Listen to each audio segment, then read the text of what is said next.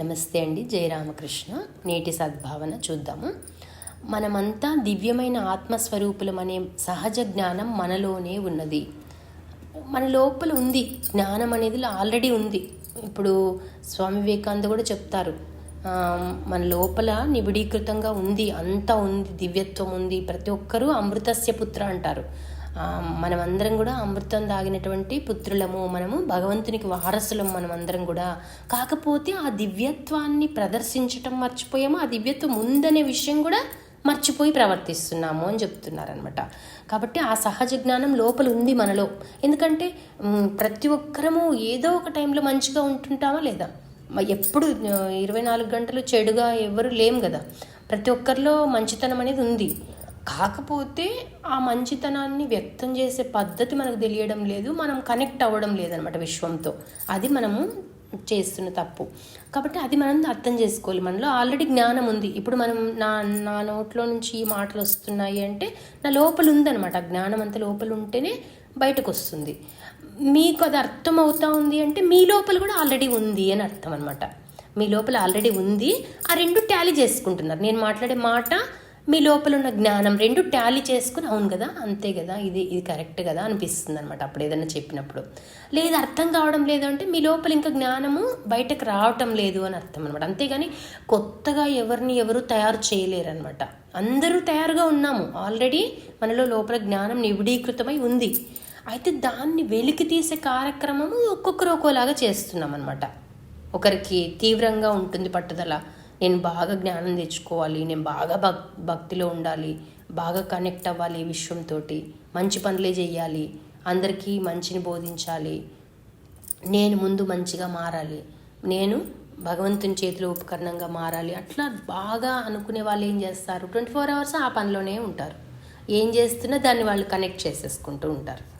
అట్లాంటి వాళ్ళకి అప్పుడు జ్ఞానం ఉంది అనేది తెలుస్తుంటుంది అనమాట. పాఠం చూద్దాం.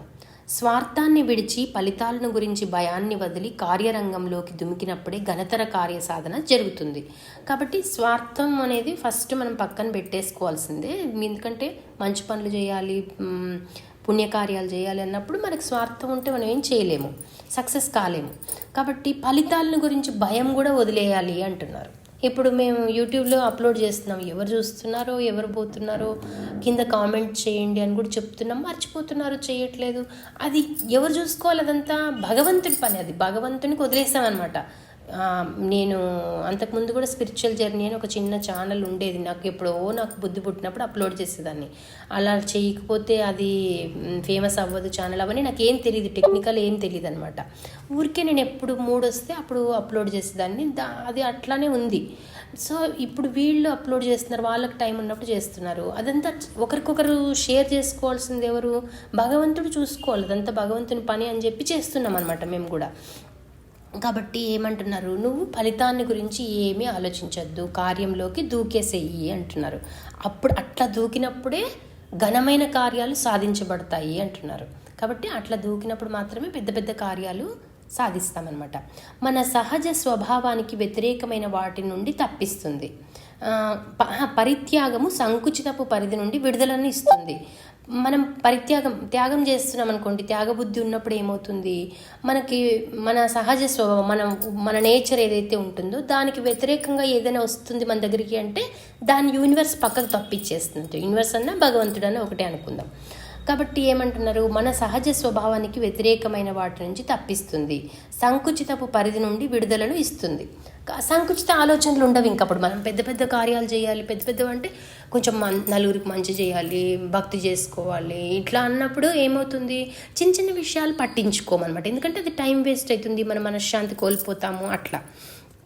కాబట్టి పెను ప్రవాహం వచ్చినప్పుడు పిల్ల కాలువలు తమ ఉనికిని కోల్పోతాయి కదా.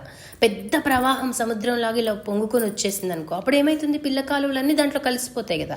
అట్లా మనకి భక్తి, జ్ఞానము, వైరాగ్యము, నలుగురికి మంచి చేయాలనే సంకల్పం అవన్నీ ఎక్కువగా కలిగాయనుకోండి, అప్పుడు మనలో ఉన్నటువంటి అల్ప విషయాలు అనేవి అసలు అన్నీ కొట్టుకొని పోతాయి అని చెప్తున్నారనమాట. కాబట్టి పిల్ల కాలువలు ఎలాగైతే తన ఉనికిని కోల్పోతాయో అలాగే అల్ప విషయాలను తుడిచివేయడం ద్వారా హృదయ వైశాల్యం విస్తరించి వీరోచిత కార్యాలకు ప్రేరణ కలుగుతుంది అంటున్నారు. కాబట్టి అప్పుడు మనము వీరోచిత కార్యాలు చేస్తాం. వీరోచిత కార్యాలు అంటే ఏముంది, నలుగురికి సేవ చేయడం ఇట్లాంటివి అనమాట. ఇప్పుడు ఒక్కొక్కరు ఒకలాగా సేవ చేస్తున్నారు. ఒక అతను విలేజెస్ గురించి 2 సంవత్సరాలు పర్యటన చేసి ఒక స్మార్ట్ విలేజ్ని స్థాపించాడు హిందూపురం దగ్గర. కళ్యాణ్ అని ఒక అతను అనమాట. 12 ఎకరాలు తీసుకొని ఒక ప్లేస్ తీసుకొని దాంట్లో వరల్డ్ క్లాస్ స్కూల్ని స్థాపించినాడు. వాళ్ళ పిల్లలు కూడా అందులోనే చదువుకుంటారు. ఇంకా వేరే స్వార్థం ఏం లేదనమాట. వేరే వాళ్ళు ఇక్కడ చదువుకోవడం, వీళ్ళ పిల్లలు ఇంకెక్కడో కార్పొరేట్లో చదువుకోవడం అట్లా కాదనమాట. ఆయన మొత్తం ఆ విద్యా వ్యవస్థనంతా, ప్రపంచవ్యాప్తంగా ఉన్న విద్యా వ్యవస్థనంతా స్టడీ చేసి అక్కడ స్కూల్ పెట్టాడంట. పల్లెటూరుని కూడా వాళ్ళు స్వయం సమృద్ధి అయ్యేటట్టుగా వాళ్ళ కరెంటుని వాళ్ళే ఉత్పత్తి చేసుకుంటారంట, వాళ్ళ ఇల్లు వాళ్ళే కట్టుకుంటారంట. అట్లా తయారు చేశాడంట అతను ఆ పల్లెటూరుని. కాబట్టి అది ఆయన పుట్టిన పర్పస్ అదనమాట. కాబట్టి ఆయన ఆ పర్పస్ని నెరవేర్చుకుంటుంది. దానివల్ల చాలామంది ఇన్స్పైర్ అవుతారు కదా. ఎంతోమందికి ఉపాధి కల్పిస్తాడంట, ఎంతోమందికి ట్రైనింగ్లు ఇస్తూ ఉంటాడంట. ఫస్ట్ టైం నాకు ఇంటర్నెట్లో చూసి నాకు నంబర్ దొరికింది. నేను జస్ట్ కాల్ చేస్తే ఆయన హలో అనగానే నేను గట్టిగా ఏడ్చేసాను నేను అసలు.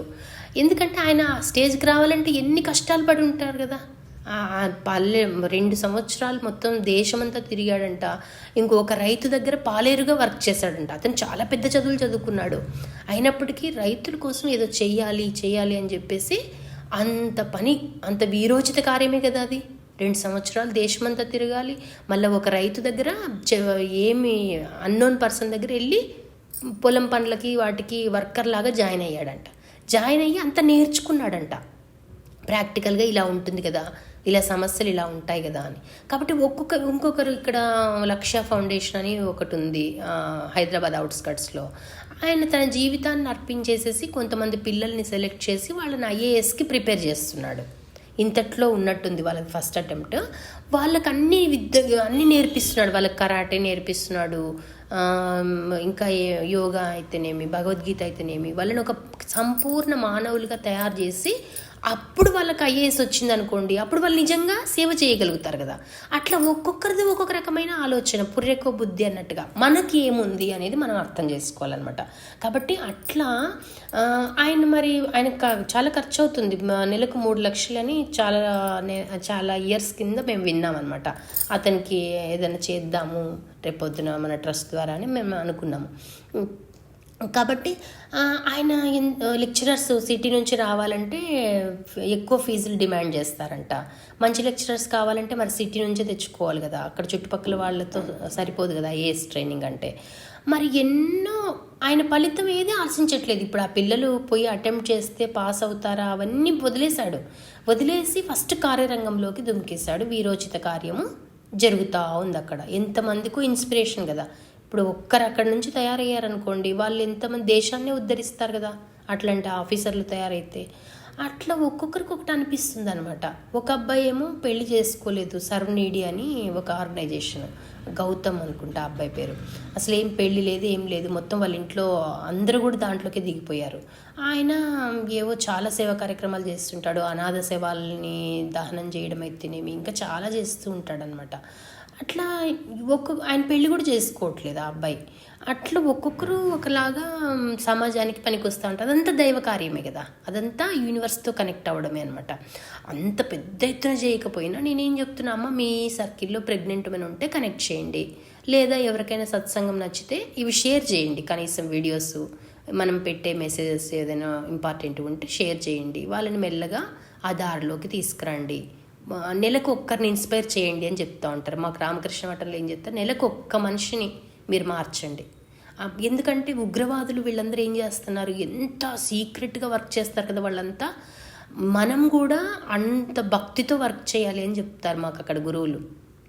వాళ్ళందరూ ఒకరికొకరు ఎంత ఇన్స్పిరేషన్ ఇచ్చుకుంటారు కదా, మనం అది చేయాలి ఇది చేయాలని చెప్పేసి చక్కగా చేసేసుకుంటూ వెళ్ళిపోతుంటారు. వాళ్ళకి ఒక మాట చెప్తే అయిపోయాయన్నమాట, వాళ్ళ ప్రాణాలకు తెగించి వాళ్ళవన్నీ చెడ్డ పనులు వాళ్ళవన్నీ.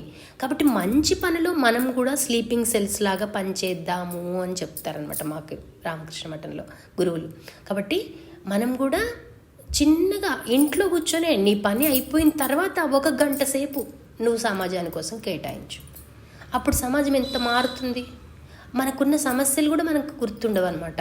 నేను అదే చెప్పాను, మా కజిన్ ఒక అమ్మాయి అడిగితే పొద్దున లేవగానే వేస్ట్ ఆలోచనలు వస్తున్నాయి, ఏం చేయాలని అడిగింది. అప్పుడు ఏం చెప్పానంటే, నీకు ఏదైనా ఇష్టమైన రంగం అంటే, తను బాగా చదువుకుంది, కొన్ని కారణాల వల్ల జాబ్ చేయలేకపోతుంది, పిల్లల్ని చూసుకుంటుంది అనమాట.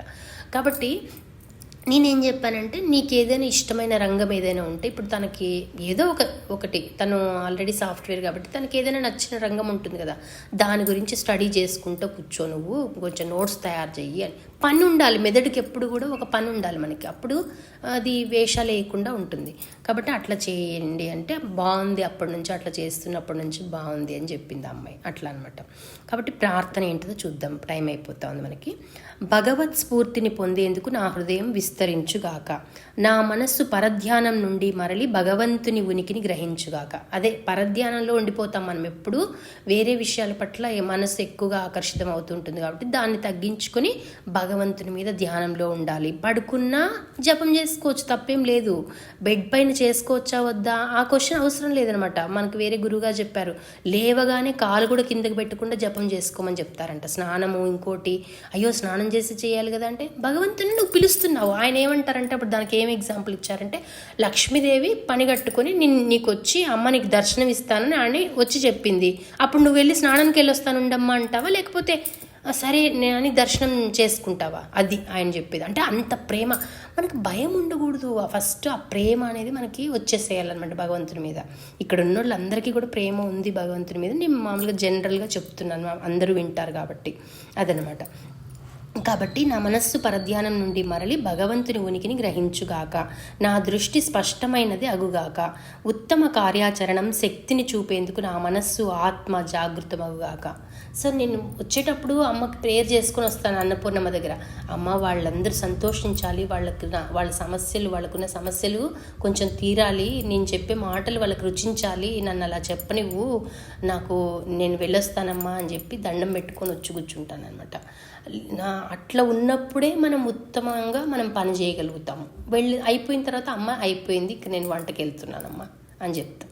అట్లా నిత్యము మనము మాట్లాడుతూ, డైలాగ్ విత్ గాడ్ అని చెప్పాం కదా, నిత్యము మనం మాట్లాడుతూ మనకి ఇంట్లో ఒక మనిషి ఉన్నట్టే అనమాట. అంతే. అట్లా చేసినప్పుడు మనకి అంత ఆత్మ అన్నీ కూడా, నా మనస్సు ఆత్మ జాగృతమగుగాక అంటున్నారు. మనస్సు జాగృతమైతే ఇంకా ఆత్మ జాగృతమైపోతుంది. మనస్సు కంట్రోల్లోకి వచ్చిందంటే ఇంకా ఆత్మ కంట్రోల్లోకి వచ్చేస్తుంది. సరేనా? ఇంక ఇక్కడితో ముగిద్దాము. సర్వం శ్రీరామకృష్ణ అర్పణమస్తు. లోకా సమస్త సుఖినో భవంతు. జై రామకృష్ణ.